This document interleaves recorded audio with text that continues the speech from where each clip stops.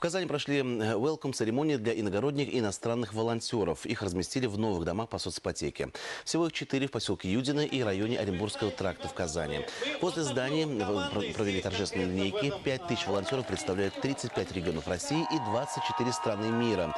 Они уже прошли обучение, получили аккредитацию и униформу. Теперь 20-тысячная команда полностью готова приступить к работе.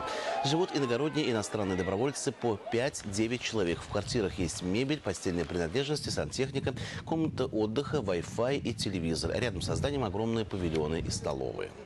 Здесь есть комната для сбора глав делегации, где мы вечером проводим собрания, обмениваемся эмоциями, ощущениями. Справа возведена временная конструкция, очень большой шатер с производством питания, то есть где ребята полноценно питаются, значит, в 2 больших захода. То есть здесь всего проживает около 2100 человек размещено, и порядка 1000 из них могут одновременно сесть, соответственно, и позавтракать, поужинать, пообедать.